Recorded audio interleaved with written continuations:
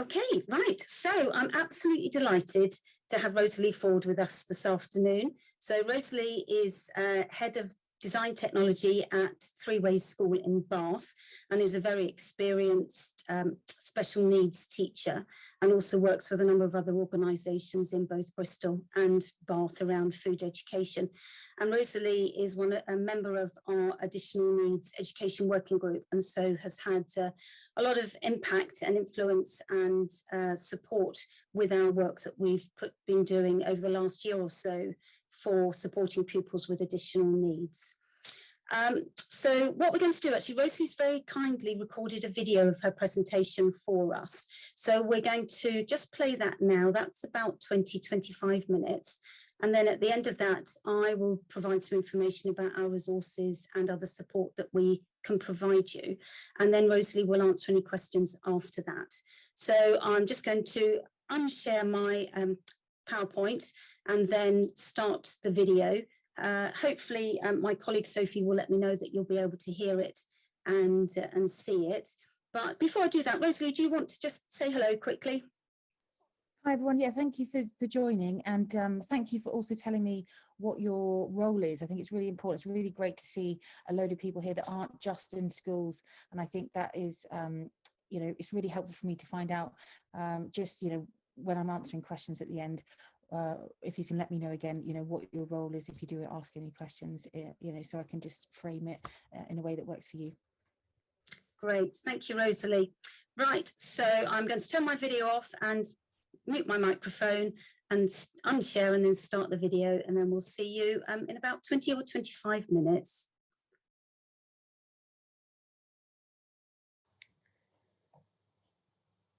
Hi, and thank you for joining this webinar today. My name is Rosalie Forde, and I'm the Head of Food and Design Technology at Three Ways School, which is a generic special school in Bath with 223 pupils aged 4 to 19 with a wide variety of additional needs. This webinar will cover what skills young people will need for independence, my approach to developing key food skills that work in different school settings, and some practical examples of meeting pupils' needs and ensuring inclusion. So whether you have your own subject specialist area, work in a classroom, school kitchen or small breakout room without any or limited kitchen equipment, hopefully you will come away with some tips and strategies that work for you. I also will speak about my approach to lessons and activities and look at some of the new Food, A Fact for Life additional needs resources and how you can adapt them. And finally, some things to think about with certain kitchen equipment and considerations when creating a kit of resources for your young people to work with. We have many designated spaces to teach food skills in the school.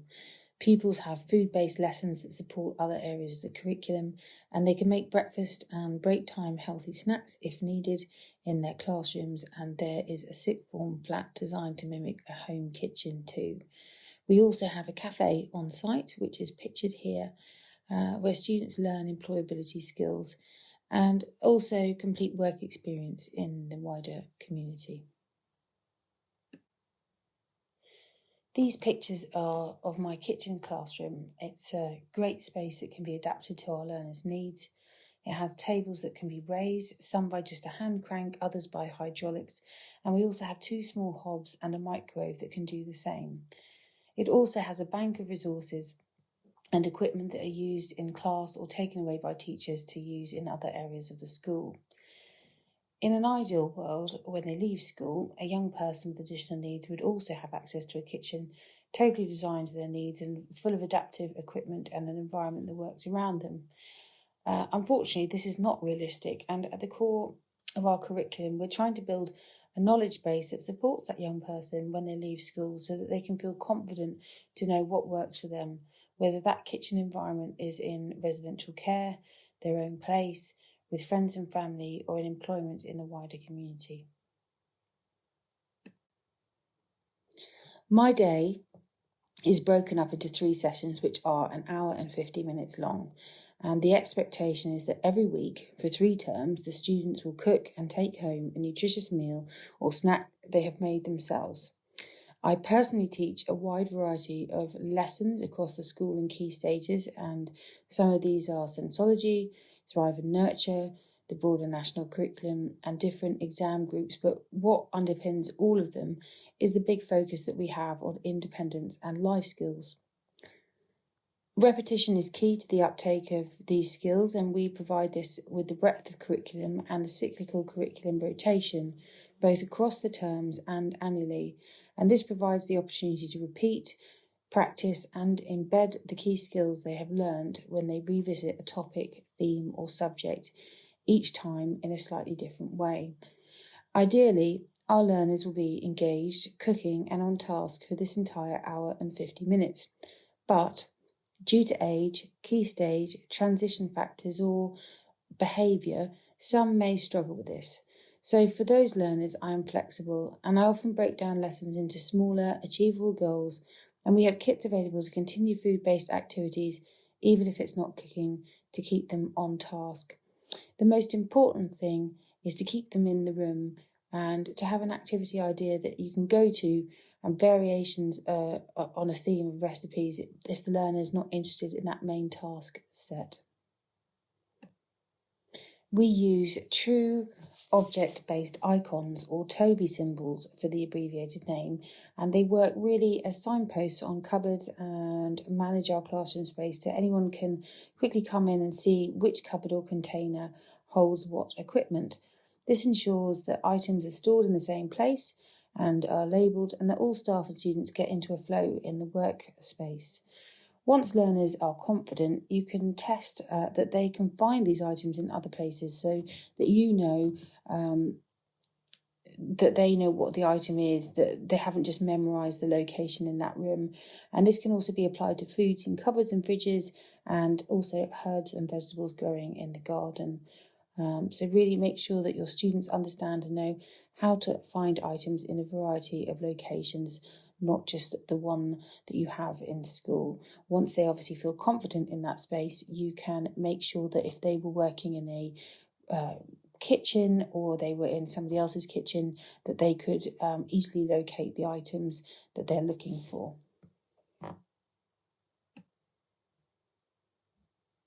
To go into more detail, Toby Symbols are just real pictures of food or equipment that you can find on the internet, and you can cut around the shape and laminate them. You could use them to elicit responses, as mentioned, so you can use them to navigate a space so that people know where things are kept. You might not have a kitchen, you might want to have just a toolkit and have a space where this goes here, this goes there, so that the children know where to put things back into the right place, and get them organising. You can also use them for understanding knowledge or comprehension of a task. So for example, you can ask a learner to sort them into food groups, so you can say, can you pick out all of the dairy items, or choose which ingredients they want to use in a task to make a meal. So that might be a design and make activity. You might say, these are all the vegetables, which ones do you want to put in your stir fry? And you know that for non-verbal learners, this works really well as well, that they can kind of select what they want to pick and choose for their dish that day. And it also really helps learners get ready for the real world ingredients and can help them transition to more visual recipes.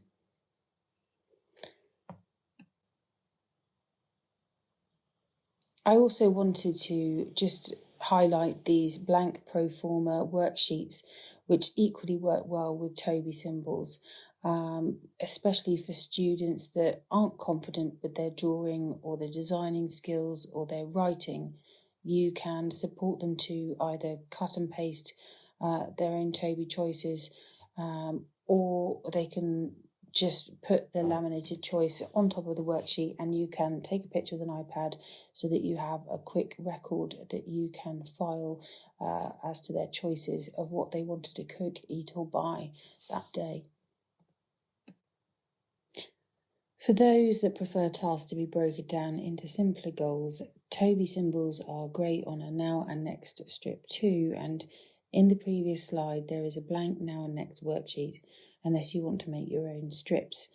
I wanted to highlight this ingredients PowerPoint, which has all the steps ready for you that you can print and laminate. This resource is taken from one slide, so you could make a bank of these because there are other recipes there which break down what to do, and this one is a case of making a simple orange juice. There are also food cards and other PowerPoints with real images that can also be printed off and just saves you time and is a really great resource. There are some great widget recipes too for those learners that work with symbols, and Francis will also clarify the links that Food of Fat for Life have with widget.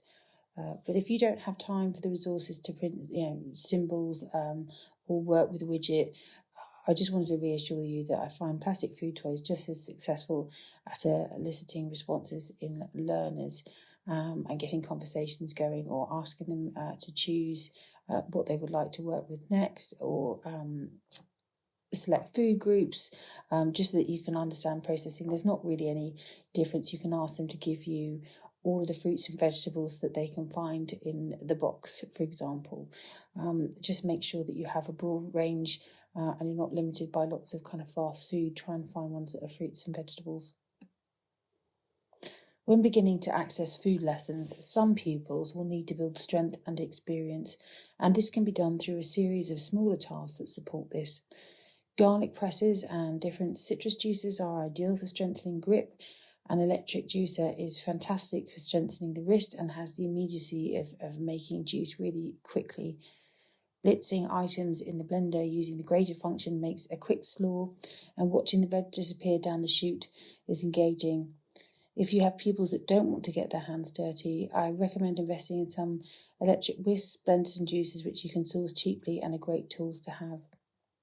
The adaptive button switches used to run some of the food processors and blenders for those who need button switches to access the equipment tend to be found in more specialised shops and are more costly, but worth the investment if you just buy one switch box and say 2 or 3 button switches. That will last, and obviously make sure that you have a TA with them to make sure that they're being treated well, because obviously there is wear and tear.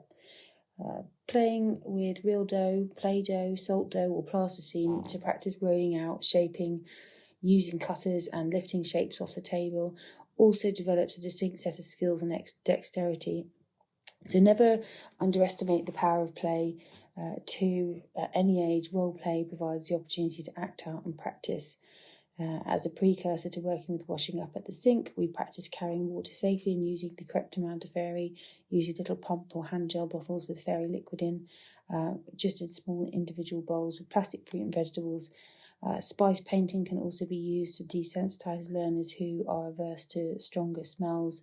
And for those that just want to practice their peeling, sitting with the peeler and the carrot, it doesn't really matter. That's a kind of a great task. So sometimes if your young person is not engaged in doing a complete outcome, if they are engaged in something, as I stated before, I think that is really something to kind of work on and build and support in your lessons. I just wanted to look at 2 activities that use the same food for different outcomes.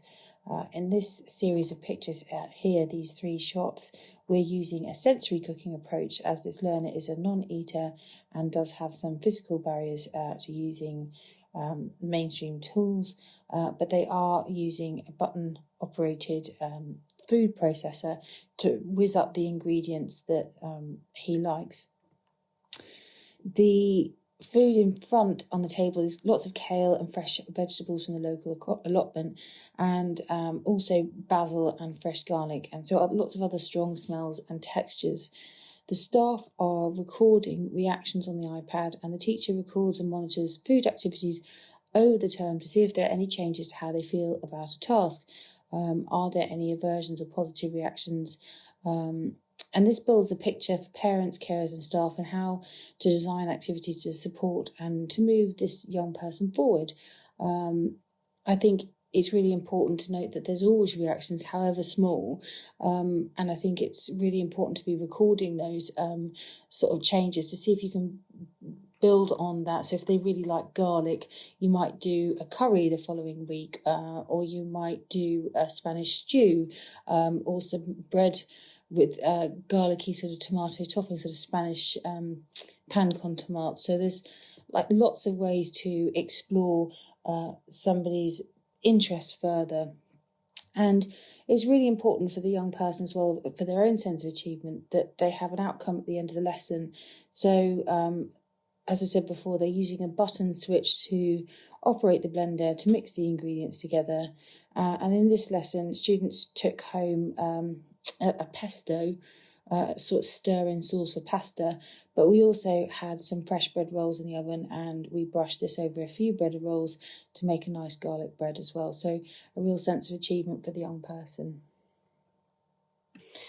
In the same way, for this primary class, the ingredients are exactly the same. They're in the middle of the table for students to freely explore, and the staff have used Dyson mats to secure their chopping boards, and each child is using a plastic safety knife. One is using his hands to rip the cabbage, and this is fantastic as this could easily be sent home as a salad bag or slaw kit if he doesn't want it in the stew. One in this picture is being supported by the teacher so that they can feel how much weight to put behind the knife to make it work. And one, after trial and error and observation,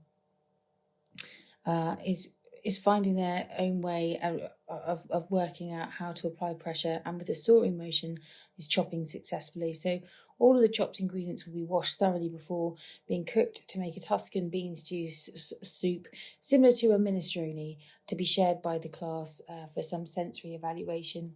And the teacher here is working with a small group so she can observe all the students with her open sight lines, and the other students will come in on rotation so she can keep the numbers low whilst the rest of the class are working with the TA support to complete worksheets in the classroom base.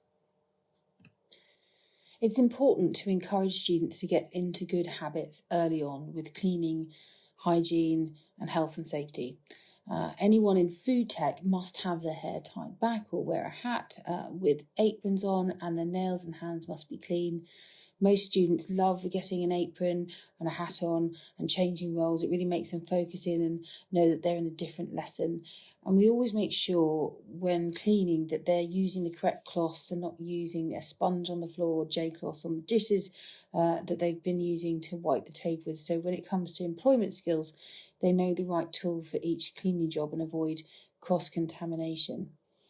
It can also be helpful to incorporate sayings or songs or acronyms or rhymes or mnemonics, whatever works to help them remember. For example, with my older pupils, we always say, spray the cloth and not the table. So they avoid cross-contaminating chemicals in food areas, and they remember not to do this when working professionally in a restaurant or cafe. For some young people, they will catch on to that quite quickly, but for other learners, you really have to kind of make that best practice for several years until it just becomes, just natural to them to always do the right thing and not get confused about which cloth is used for where, and how to clean things down properly. Ultimately, we don't want them to be going into a work placement or in the cafe or when they leave us, spraying a table and cleaning down a table when there are diners sat next to the table and they're spraying their food. So it's this kind of idea of starting them early so that it becomes sort of second nature. For lower level learners and for primary or sensory lessons, then there may be a washing song, for example, but these vocal scripts work well to help prompt and remind them when in other settings and how to be more sort of self-directed, because they can remember the little saying or the song or something else like that. It just helps as a kind of a verbal prompt when you're not always going to be around. And obviously, once you've built those tasks and once you're confident in their abilities to clean down properly, practice to see if they can recognise hazards or find equipment outside of the structure that you've created. Obviously, we're really lucky. We have the cafe and we have lots of other opportunities within the classrooms, bases when they make snacks and breakfast. But in a mainstream school or in another setting, in primary, you might be doing a bake sale, for example, or there might be a pop-up that you do, or you might be in the dining hall. So there's lots of ways to try and just incorporate to make sure that they are transferring those skills to other settings. It's not just, again, as I've pointed out with the Toby Symbols, that they just remember it for being in that one setting. We want to see that those skills are transferable into other settings. Help a young person to find the things that will work for them so that they know what to buy for their future. In this example, using a Dyson mat to secure his chopping board safely is the first step. Here, this young man finds that with the right-angled knife, he can't chop as effectively as he can with a sharp dough blade. With the handle on top, he can press down from above, and that makes the job easier, and he can use the side to scoop up the onion to put in his pan. Build a kit that provides progression so that you have a broad range of equipment that supports students working at different levels. For example, it is good to have some plastic safety knives, sharper tomato knives, serrated knives, knife guards and guides, and fruit choppers and apple corers that make light work of difficult tasks too. Teach the correct hand positions and grips, how to spread successfully and hold simple cutlery as well. You can also buy knives that can be bended into a grip shape that is specific to a particular child, and do explore these options too if you can. Explore the full range of ways to chop, dice and slice. You will often find that people want to rush in and help, but actually you need to make sure for their own future that they really know how to do it themselves and they've had enough practice to work out what works for them with your support and guidance, and to be able to make mistakes but in a safe place. Don't be afraid to be flexible as well. If something isn't working, adapt it and change it. It's okay to create lessons around hobbies and interests if it engages and achieves the objective set. It's just important to think about the skills and abilities a young person has and to build on their successes. Each child has a different challenge which is unique to them, and although there are some strategies that will work better than others, there is no one size that fits all. With the hearing impaired, make sure they can see your face and give consistent feedback. Make sure you can mime, sign, or express a constant dialogue in some way so that they know what is going on and do not become isolated and withdrawn. Explore the other senses that food engages together and highlight areas that can be hazards and concerns so that they are aware of the dangers that can be present in a kitchen. With the visually impaired, can you source brightly coloured equipment? Think about the ingredients they're working with. Are they distinctive on the chopping board and against other equipment that they're using? If indoors, is the setting well lit? Can they find the items they need easily, or is the table or task quite cluttered? Make it easy for them to reach and introduce items only as required once they've finished a task. And that's particularly important, especially when they could be profoundly quite blind. So, it's important that they can feel their way around a task without being unsafe, and you feel happy that they are, encouraged to explore, but also with you keeping an eye on your risk assessments. As a final recap, think about non-verbal students and help them to explore activities that make them feel calm and safe. Use visual aids, symbols and toys to interact and gain knowledge and understanding. Be aware of your stress levels, your body language and tone, and would it help to reduce noise for those types of learners in an especially loud kitchen? Often ear defenders can help.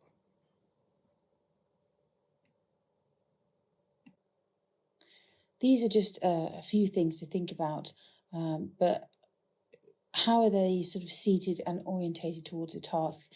Does it benefit or hinder them? Can the learner reach everything they need, and can they see you and potential hazards?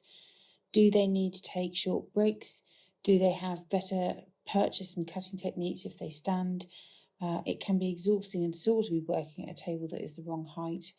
Would a tray table for a wheelchair user help or cause more problems? Do they know how to stabilise and secure their equipment to the table so it does not slide away from them when they are working? Can you teach them to recognise when things can topple, whether things are unsafe either themselves or where they're working, or if anything's at an angle, which means items can roll off the table. To end, I just want to make one other point about inclusivity. Look at ways to reduce costs for parents and carers if you're asking pupils to buy ingredients themselves. There is a large stigma that young people feel about food poverty. Can you buy for the class in bulk to reduce costs? And can you look at the portion size of recipes to reduce costs further? Is it possible to make a dish and the class taste it together? Think about how, with spiralling food costs, you can model for your students how to cook smarter and make dishes using up what they have. Teach them about where their food comes from and how to maximise its potential. Healthy, nutritious and tasty meals don't need to be expensive. Non-cooked meals such as the vibrant salad and pita or the peas and cream cheese toast are quick cook, low-cost meals in terms of energy that's used to make them. And think also about the expense of making some dishes. We provide the ingredients for our lesson, and 70% of the dishes that you see in the webinar is from food that has come from our collaboration with FareShare Southwest and Crop Drop that provides excess produce from allotments and local farms, or food that we've also grown ourselves. Have a look at recipes that are on the Food Fat for Life website and find ways to be able to adapt them and work with the produce that you have and that's in season and that is available to you in your area, and have honest discussions together about how these things affect us all and use them as a learning opportunity. Thanks for listening. Thank you, Rosalie. That was absolutely fantastic. Some really brilliant advice and support in there. I'm just going to share my screen again and carry on with the information provided for you as teachers of pupils with additional needs that we've got on Food Facts of Life. So let's just go through my screen. So we have a brand new area on the website. You may well have seen this already. If not, I would encourage you to have a look. And we've got resources that cover 9 key areas. And we've put these together as a sort of bit of a curriculum for pupils with additional needs, covering healthy eating, cooking, and where food comes from. And as you can see, there's lots of different topics that you can pick and choose to fit in with what you're going to be teaching your pupils during the year. On the screen, you can see some examples, some of the resources that we've got. And Rosalie was talking about some of using examples where you have the pupils can do some drawing, or they can do some writing, or if they're unable to do that, they can actually cut out some images and actually use those on the worksheets. So there's some examples of worksheets like that, but also a PowerPoint which has got some photographs in it of different types of meals that the pupils could cut out and stick onto the worksheet. And the worksheet, particularly on the screen, is about food preferences. We've also got some information about practical food skills, and as you can see, it's got images on it, and those are real life images of the equipment, but also of pupils using the equipment, and then the instruction or the name of the process. And then there's another resource which is about washing up, and this one provides images of the different stages of washing up, and then the instruction as to what you have to do, and then the pupils can actually then cut those up, and then they can put the images together with the words and then in the numbers to put them into the right order for doing washing up. And then also Rosie in her video talked about a presentation that we've got about different ingredients and how you can process the different ingredients in order to come up with a particular product. And it was orange juice that Rosalie used the example of. So this is actually the presentation online, and it's all about ingredients and how they can be used to make drinks, meals, and snacks. And just some examples. So there's one here about potatoes. So it shows the image of the potato, the peeler, and then the different stages that the potato can be cut to, and then actually the final product. And we've got the same one for chicken, one for milk, one for lamb mince, and there's a lovely, lovely recipe and a video online about how to make lamb mint and burgers online. So do have a look at that. And that's a peer-to-peer recipe video. And then also one about tomatoes. And the thing to remember with all our resources that they are all editable. So you can actually pick and choose them. You can decide how you need to adapt them for your particular setting, for your pupils and their needs. And here are some more examples. So we've got some equipment cards which can be used for recognition, matching and sorting, again, using real life symbols. So these can be cut up and then the pupils can match them with the name and then also the action or what they're used for. And then we've got some other presentations which you can have a look at, which will help with the pupils with actually managing the classroom and the hazards. Particularly this one is about presentations around kitchen hazards, and they've got lots of images in it which will actually identify what the kitchen hazards might be, and then you can either show that to them, cut it out, or you can put it on the wall so that pupils are aware of it. And then also we've got lots of food cards, and some of them are just cards with images on that you can again cut out and use for matching games or recognition games. And then there's another one on the screen which is for one of our resources, which is around grown, reared or caught. And that would be the pupils identifying for those particular ingredients whether they were grown, reared or caught. But actually you could use that for lots of other purposes. I also wanted to show you the different ways that we can actually present some of the resources for your pupils to use. So we've got some recipes which use the widget symbols, and the example on the screen is to make scrambled egg on the hob. And then we've also got a written version of that, and you can see on the written version that we've got checklist boxes next to the ingredients, the equipment, and then also the method. So the pupils can tick those off once they've done them, and then they can really see where they are in the process.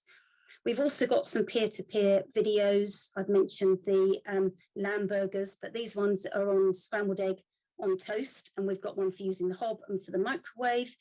And then we've also got a presentation, particularly in this example, which is about the different steps to making scrambled egg. And it actually sort of, as a, rather than a video, as a PowerPoint presentation, and embedded in that is a video about how to get ready to cook. I mentioned that we've been doing some work around developing skills for independent living, and this is another area on the website. For these, we've focused on planning what to cook, going shopping, cooking, eating and sharing. And for these, we worked with our educational needs working group. And for this, they suggested that the PowerPoints should be actually written in the form of a social story. So at the beginning of the PowerPoint, there is a list of what the social story covers. Now that could be something that you could use just as yourself as a teacher, just so you know what the content is, but you could also share that with the pupils. And the one that's on the screen actually is all about cooking and the different steps and stages that are needed, from getting ready to cook, preparing the ingredients, cooking, and then eating and sharing at the end of it. So it covers all different aspects, including washing and tidying up, obviously very important.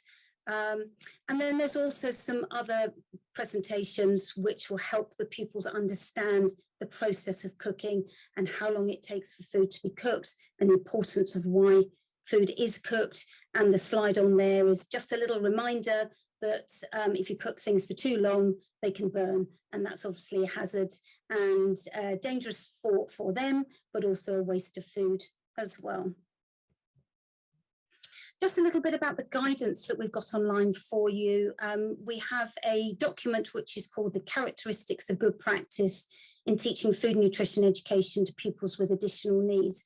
And this again was written with a particular additional needs education working group, experts from around the UK.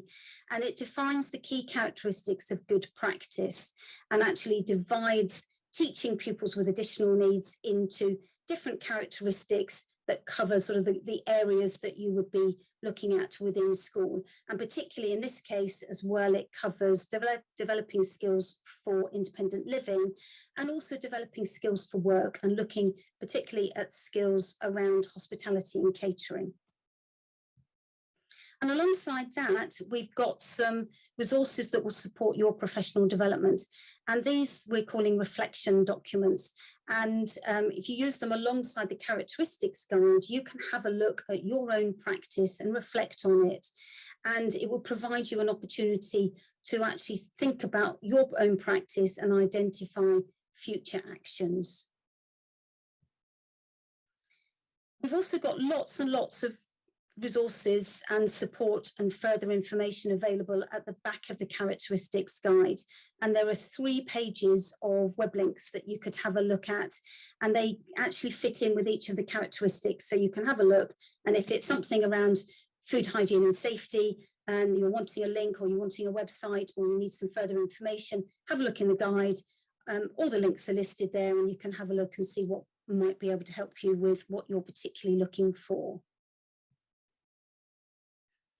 Okay, before we get on and ask Rosalie some questions, I just wanted to go through some further training that we've got.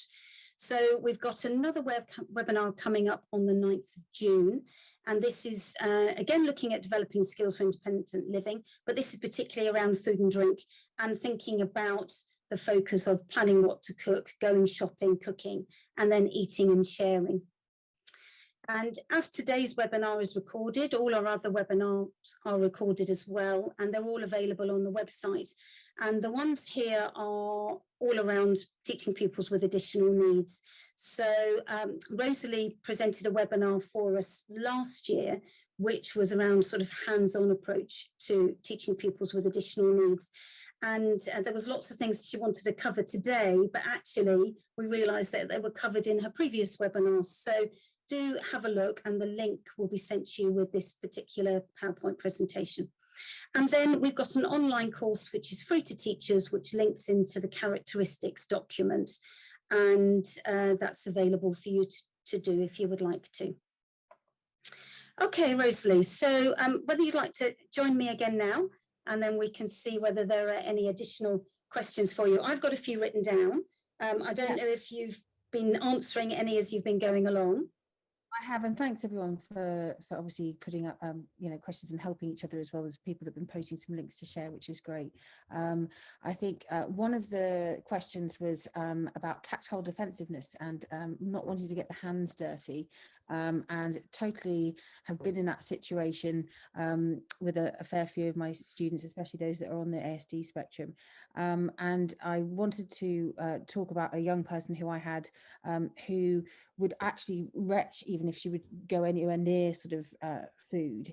But I suddenly weirdly found that she was obsessed about peeling the paper off of onions, and that kind of engaged her into sort of finding something that she liked doing. And I think sometimes for whatever reason there could have been some kind of bad experience that's happened around food.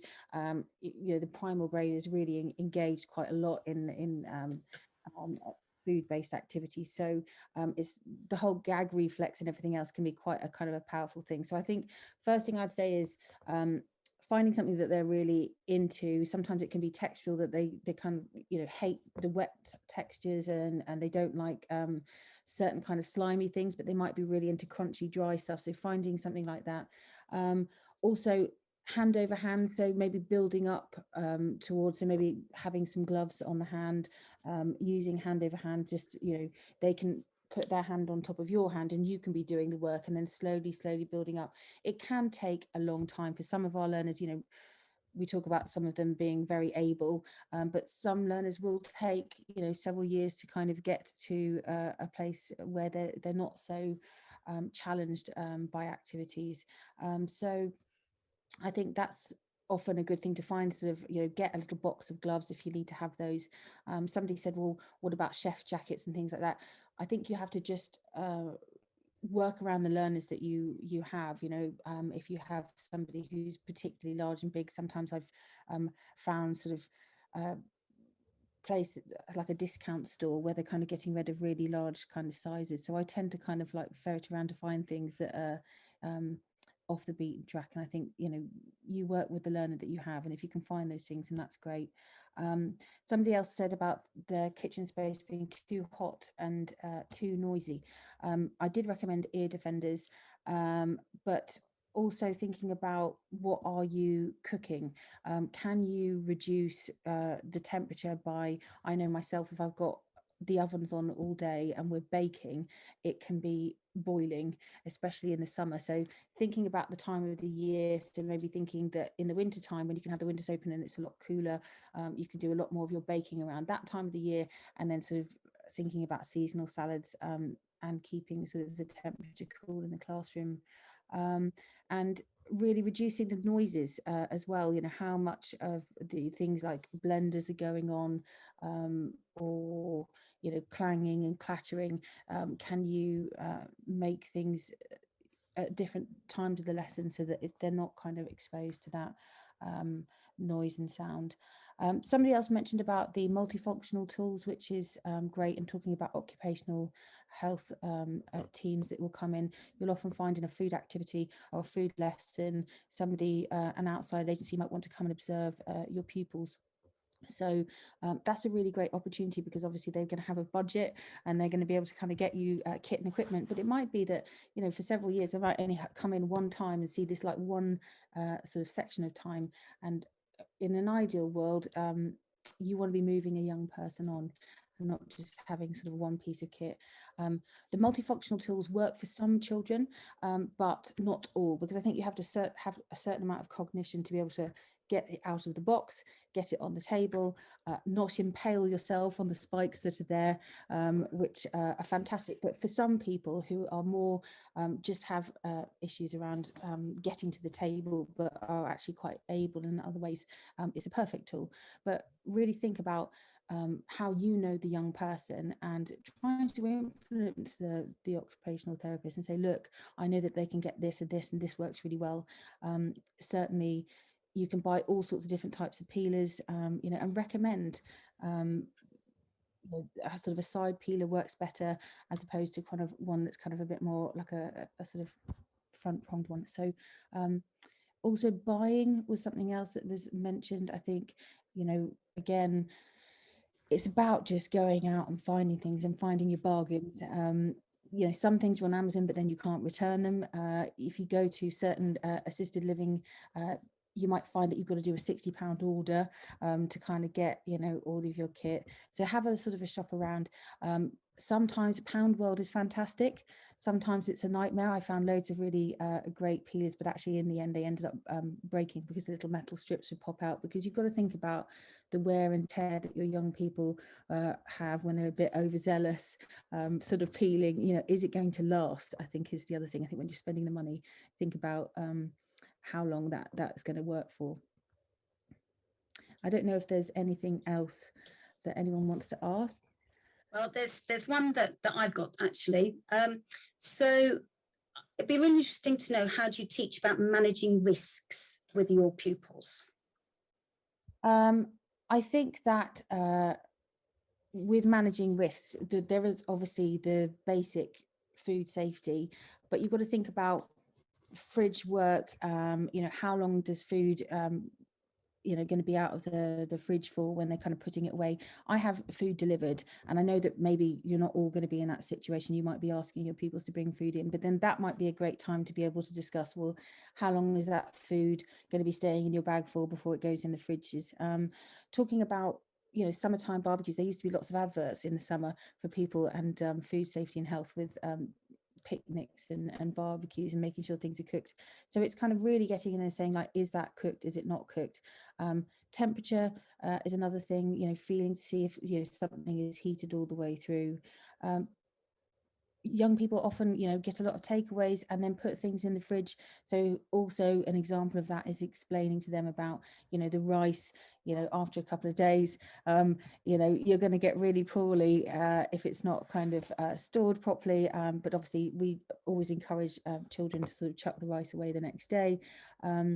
But it's finding those ways to build into the lessons other things, like if they burn themselves, how, you know, obviously you don't want that to happen, but if they do, you're in that sort of unique situation to be able to kind of say, well, you know, what would you do if it was burning for a short time? Would you run it under the tap? At what point would you be going to sort of seek medical help? So there's all these other ways around like safety that you can be pointing out and thinking about what their life's going to be like when they're at home alone and the kind of risks that they may have in the community. Great, thank you. That's really helpful. Another couple of questions. I think you may have answered this in the chat already, but I think there was a question about how do you secure chopping boards to make sure that they don't move about. Yeah, we've got Dyson mats, not to be confused with Dyson, Dysem, which is DYCEM.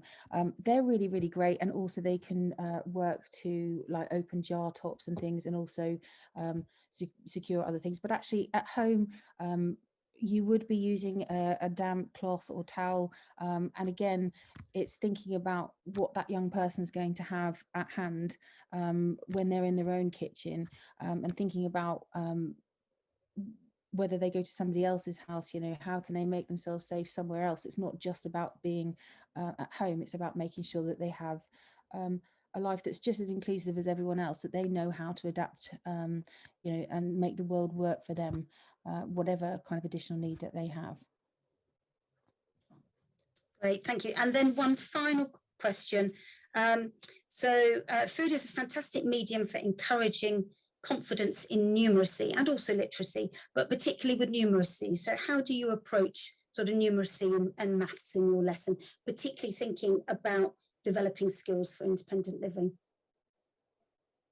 I think that there is, first of all, it's recognizing number. I would, you know, we use quite a lot of whiteboards. You know, sometimes you think about like measuring scales, you know, the little panel so small for them to be able to recognize number and also kind of weight. And it's not just that, it's the numbers that are on packaging when you're kind of working out how long to cook something for, like rice or pasta, or looking at the numbers on the oven, or like, so we're constantly trying to introduce the kind of practical maths. So you know, everyone has a phone, and it's likely that, you know, people aren't going to be using an app, but, you know, teaching them how to use a calculator on their phone or on their iPad. Also, just to kind of building those skills in, it might be that they have an egg timer, or so it's recognizing actually the length of time as well. But we start off small. We start with kind of recognizing number, just kind of getting young people used to kind of numbers and where you would find numbers in different ways, in different settings, in the community, in the kitchen, and building up from there. And I guess scaffolding their experiences around that and thinking about the ways that they would be finding sort of numbers and where they might find challenges. Great. And sorry, although I said that was the last question, there is actually one more. How do you make all the pupils feel equal when there is such a big gap in what they can use and do?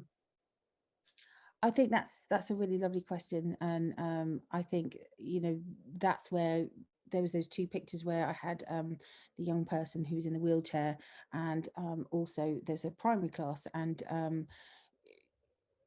I think it's doing the same thing, making them feel, you know, just if they come in a wheelchair, they have just as much right to be wearing an apron and being engaged in the task, and getting them involved in being responsible. Say, for example, I have one person who has got a timer and all sorts of eye gaze software, but they can put music on and they can be doing the timer, and even though they can't physically be involved in some of the activities, they can be kind of a bit like a TA and helping direct the task and making sure that you're including everybody. And I think that is really the challenge. I think some people don't feel confident, and sometimes you'll find a learner who maybe is a bit sort of lower level or has an inability to kind of join in certain parts, stuck outside. And actually you've got to remember that also to make it age appropriate, like if they're a teenager, you know, make sure that they're in there with their friends and getting involved. And I think that's where we have got the button switches. We're really lucky that that kind of kit is fantastic. And often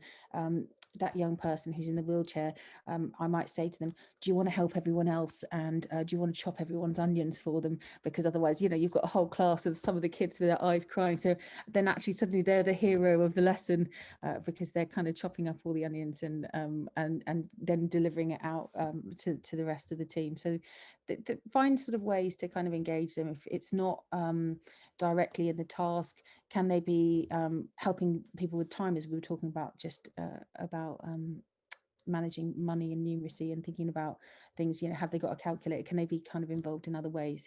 And, you know, there is Widget, there is other ways of still engaging them in the task. And I think that people often forget that there is a young person in there who's sort of desperately able and desperately wanting to be involved, and to remember that.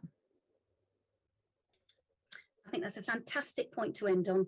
So thank you ever so much, Rosalie. I really, really appreciate you giving up your time for us. You've given us some really useful information and a lot of things to think about, and think about the adaptations and the considerations that need to be made to ensure that the young people can join in, feel included, and also develop their skills for independent living. So thank you ever so much.